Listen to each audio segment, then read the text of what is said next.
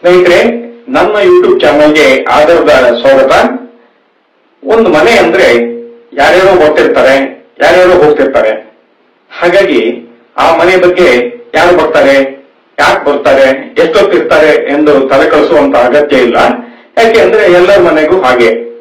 ಆದ್ರೆ ಇಲ್ಲೊಂದು ಮನೆ ಇದೆ. ಈ ಮನೆಗೆ ಯಾರು ಬರ್ತಾರೆ, ಯಾಕೆ ಬರ್ತಾರೆ, ಎಷ್ಟೊತ್ತಿಗೆ ಬರ್ತಾರೆ, ಎಷ್ಟೊತ್ತಿರ್ತಾರೆ ಅಂತ ನೀವೇ ನೋಡಿ. ಬಿಸ್ಕತ್ ಕ್ಯಾಂಚ್ ಮಾಡುವ ನಾಯಿ,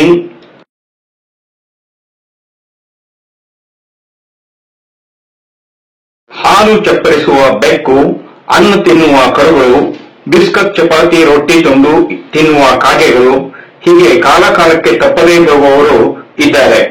ಅವುಗಳ ದಿನಚರಿಯನ್ನು ಒಮ್ಮೆ ನೋಡಿ. ಬೆಳಗ್ಗೆ 7 ಗಂಟೆಗೆ ಬೀದಿಯಲ್ಲಿರುವ ಯಾರೋ ಸಾಕಿದ ಬೆಕ್ಕು ಬಂದು ಮನೆಯ ಹಿಂದಿನ ಗ್ರಿಲ್ ಬಾಗಿಲಲ್ಲಿ ನಿಂತು ಮಿಯಾವ್ ಎನ್ನುತ್ತದೆ. ಅದರ ಅರ್ಥ ಹಾಲು ಹಾಕಿ ಎಂದು. ಮನೆಯವರು ಹಾಲು ಹಾಕುವ ತನಕ ಕೂಗುವುದನ್ನು ನಿಲ್ಲಿಸುವುದಿಲ್ಲ. ಹಾಲು ಕುಡಿದ ನಂತರ ಬಾಯಿ ಚಪ್ಪರಿಸಿಕೊಂಡು ಹೋಗುತ್ತದೆ. ಮತ್ತೆ ಮರುದಿನ ಅದೇ ಸಮಯಕ್ಕೆ ಹಾಜರು. ಇನ್ನು ದನ ಕರು ಸುಮಾರು 7:30ಕ್ಕೆ ಮುಂದಿನ ಗೇಟ್ ತಟ್ಟುತ್ತವೆ. ಇವುಗಳನ್ನು ಇವರು ಸಾಕಿದ್ದಲ್ಲ. ಆದರೂ ಇವು ಸಹ ಒಂದಾದ ಮೇಲೆ ಒಂದರಂತೆ ಬಂದು ತಟ್ಟೆಗೆ ಹಾಕಿದ ಅನ್ನ ಇಲ್ಲ ಕೈಯಿಂದ ಕೊಡುವ ಆಹಾರ ಸ್ವೀಕರಿಸಿಯೇ ಹೋಗುವುದು. ಇವುಗಳಿಗೆ ಅನ್ನ ನೀಡುವ ತನಕ ಕದಲುವುದಿಲ್ಲ. ನಂತರ ಗಲ್ಲಿಯಲ್ಲಿರುವ ನಾಯಿ ಬಂದು ಅವುಗಳನ್ನು ಓಡಿಸುತ್ತದೆ. ಈಗ ಸುಮಾರು 8 ಗಂಟೆಗೆ ನಾಯಿಯ ಸರದಿ. ಒಂದು ನಾಯಿ ಇನ್ನೊಂದು ನಾಯಿಗೆ ಬರದ ಹಾಗೆ ಗೇಟ್ಗೆ ಅಡ್ಡಲಾಗಿ ಮಲಗಿ ಬಿಸ್ಕತ್ ಕ್ಯಾಚ್ ಮಾಡಿ ತಿನ್ನುತ್ತಾ ಹೋಗುತ್ತದೆ. ಇದು ಒಂಥರ ಸೋಮಾರಿ ನಾಯಿ ಎಂದರೂ ತಪ್ಪಲ್ಲ. ಮಲಗಿಕೊಂಡೇ ಬಿಸ್ಕತ್ ಅನ್ನು ಬಾಯಲ್ಲಿ ಹಿಡಿಯುತ್ತದೆ.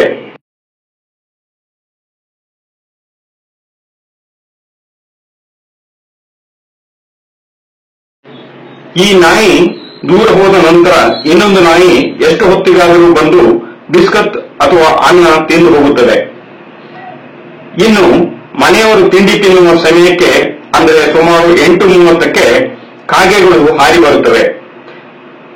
ಕಾಂಪೌಂಡ್ ಕಟ್ಟೆ ಮೇಲೆ ರೊಟ್ಟಿ, ಚಪಾತಿ, ದೋಸೆ ತುಂಡು ಹಾಕಿದರೆ ತಿಂದು ಹೋಗಿ ಪುನಃ ಸಂಜೆ 4:30 ಸಮಯಕ್ಕೆ ಮತ್ತೆ ಹಾಜರು. ಇವುಗಳು ಕಾ ಕಾ ಎನ್ನುತ್ತಾ ಸ್ನೇಹಿತರ ಜೊತೆ ಬರುವುದೂ ಇದೆ. ಒಟ್ಟಾರೆ ಸದಾ ಕಾಗೆಗಳ ಸದ್ದು ಇಲ್ಲಿರುತ್ತದೆ.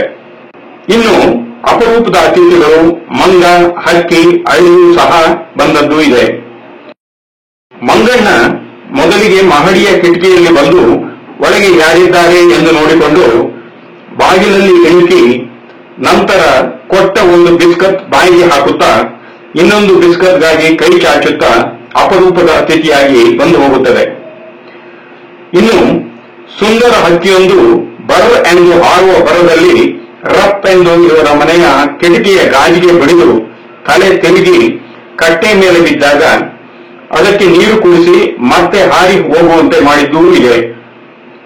ಇದರ ಜೊತೆ ಮರಿ ಹಾಕಿದ್ದ ತಾಯಿ ಅಳಿಲನ್ನು ಮುಂಗುಸಿ ಕಚ್ಚಿಕೊಂಡು ಹೋಗಿತ್ತಂತೆ. ಉಳಿದ ಮರಿ ಅಳಿಲಿನ ಅಳಲು ನೋಡಿ ಅದಕ್ಕೆ ಹಣ್ಣು ಕೊಟ್ಟು ಆರೈಕೆ ಮಾಡಿ ಶತ್ರುವಿಗೆ ಆಹಾರವಾಗದ ಹಾಗೆ ರಕ್ಷಿಸಿದ ಘಟನೆ ಸಹ ಇವರಲ್ಲಿ ಇದೆ. ಹೀಗೆ ತಪ್ಪದೇ ಬರುವವರಿಗೆ ಮತ್ತು ಆಗಾಗ ಬಂದವರಿಗೆ ಆಹಾರ ನೀಡುತ್ತಿದೆ ಈ ಮನೆ. ಇದು ಶಿವಮೊಗ್ಗ ಜಿಲ್ಲೆಯ ಸಾಗರದ ಮಂಜುನಾಥ್ ಜಿಸಿ ಅವರ ಮನೆ. ದುರ್ವರ್ತನೆ, ದುರ್ಘಟನೆ, ಅಪಘಾತಕ್ಕೆ ಆಸ್ಪದ ಕೊಡದೆ ಕರ್ನಾಟಕ ರಾಜ್ಯ ರಸ್ತೆ ಸಾರಿಗೆ ಸಂಸ್ಥೆಯ ಬಸ್ ಡ್ರೈವರ್ ಆಗಿ ಪ್ರಯಾಣಿಕರಿಗೆ 35 ವರ್ಷ ಸುಖಕರ ಸೇವೆ ನೀಡಿ ಸಂಸ್ಥೆಯಿಂದ ಬಂಗಾರದ ಪದಕ ಪಡೆದವರು ಈ ಮಂಜುನಾಥ್ ಜಿಸಿ.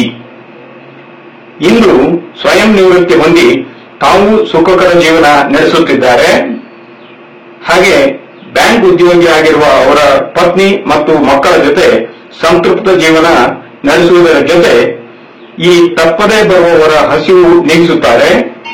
ಇದರ ಜೊತೆ ಅಪರೂಪದ ಅತಿಥಿಗಳಿಗೆ ಆಹಾರ ನೀಡುವ ಮಿತ್ರರಾಗಿದ್ದಾರೆ. ಸ್ನೇಹಿತರೆ, ಇದು ಯಾರ ಮನೆ ಅಂತ ಗೊತ್ತಾಯ್ತಲ್ಲ. ಈ ಪ್ರಾಣಿ ಪಕ್ಷಿ ಪ್ರಿಯ ಈ ಮನೆಯವರಿಗೆ ಒಂದು ಲೈಕ್ ಕೊಡಿ. ಹಾಗೆ ಪ್ರಾಣಿ ಪಕ್ಷಿ ಪ್ರೀತಿ ಹೆಚ್ಚಲಿ ಅಂತ ಇತರರಿಗೂ ಈ ಮಾಹಿತಿಯನ್ನ ಶೇರ್ ಮಾಡಿ. ಅದರ ಜೊತೆಯಲ್ಲಿ ನಿಮ್ಮ ಅಮೂಲ್ಯವಾದ ಕಮೆಂಟ್ಸ್ ಅನ್ನು ಸಹ ಹಾಕಿ. ಹಾಗೆ ನನ್ನ ಚಾನಲ್ಗೆ ಸಬ್ಸ್ಕ್ರೈಬ್ ಮಾಡದೇ ಇದ್ರೆ ಇನ್ನು ದಯವಿಟ್ಟು ಸಬ್ಸ್ಕ್ರೈಬ್ ಮಾಡಿ.